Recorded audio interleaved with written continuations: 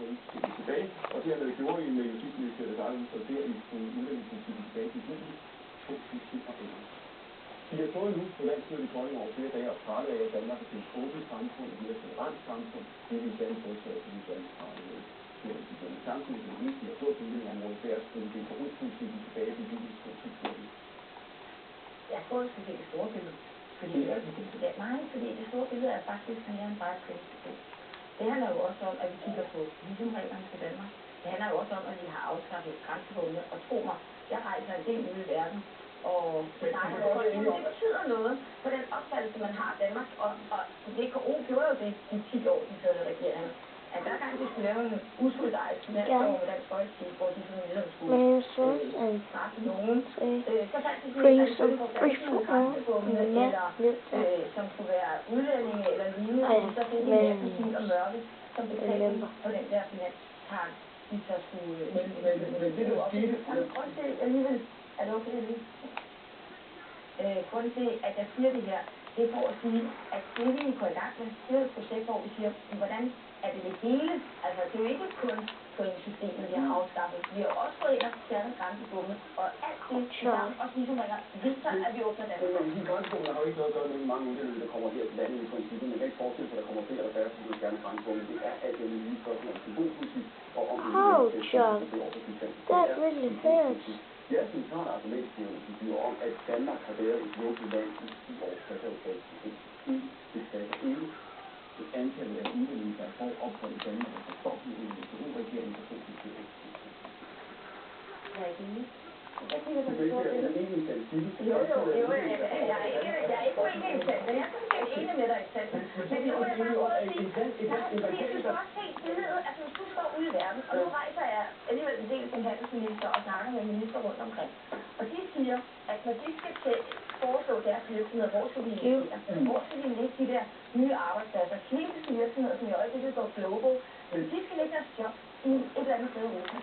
De har ikke lagt dem i Danmark under den tidligere regering. Vi er nødt til investeringer på 10 milliarder kroner, og vi mister 170.000 job.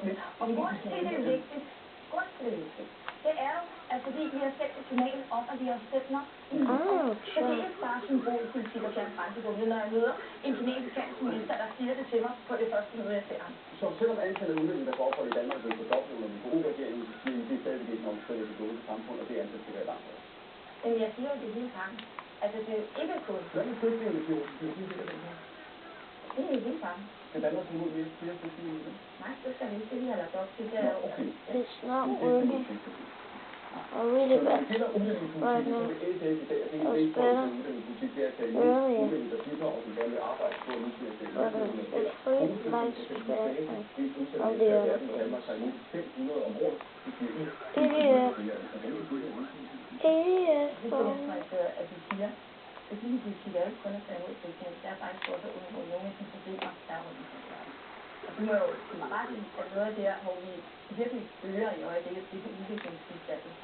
Det har vi sat på mål. Vi har også gjort det på finansloven i 12 og i 13, men vi kommer også til at gøre det fremover. Fordi vi ved, at noget af det, der hjælper, det er faktisk at undgå de her problemer, der er rundt omkring i verden. Det var jo sådan set også en god regeringspolitik, og det er den danske. Ja, men de klarer jo samtidig også udviklingsbistanden. Jo, men så fører de frie og gjorde andre ting, så de ikke kunne løse problemerne i nærområderne. Det vi har præsenteret for, det var Dansk Folkepartis argument i 10 år, det var at de løse problemerne i nærområderne, så der flygtningene ikke ville komme her.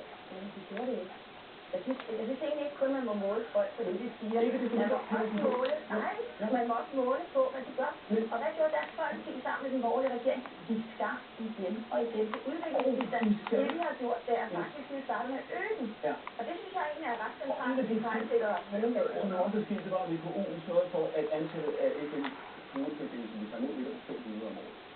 Sverige tager ikke 4 gange så mange. Norge tager over dobbelt så mange. Så der siger I, det er en del af jeres udlændingepolitik, det er en del af deres reduktion på udlændingeområdet, at I skal tage præcis det samme antal kvoteflygtninge, som det går til. Fuck you. Så hvor er opført? Jamen, det er jo den samme pakke. Altså, man kan jo ikke se... Så det vil sige, at den samme pakke... Hvis du gør alt det, nej, det vil sige, at du gør alt det der med at åbne Danmark op til, om der er flere flygtninge. What the fuck is just happening? Ambitiøst projekt. Idiot. Det handler om, Det er rigtig svært at få It took my det er sentence. en af de ting, vi gør noget ved. Idiot. Vi ved, at det er svært at komme til Danmark. Og det er Idiot. tiltrækker arbejdskraft. Det er ikke noget at gøre med flygtninge og folk, der er nødt til at noget at gøre med det danske. Eller folk, der har lyst til at komme til Danmark. Ja, ja. Men det er ikke noget at gøre med flygtninge, som tager asylder på permanent ophold. Den vil det ikke gøre noget. Nej, vi tager imod 500 kvoteflygtninge, og det skal vi blive ved. Så det er ikke venstreorienteret at sige, at en af verdens sidste samfund kan hæve antallet af flygtninge. Jeg synes bestemt, det er venstreorienteret at sige, at vi skal tage vores ansvar i verden. Og det er blandt andet, at vi også øger udviklingsbistanden og gør det i de områder, hvor der er en etnisk konflikt.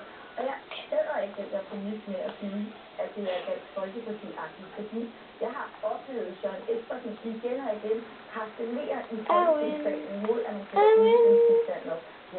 Det er ikke walk the talk, som man normalt siger, man skal gøre. Klart og simpelt spørgsmål. Er det ikke et princip, at Danmark skal udgange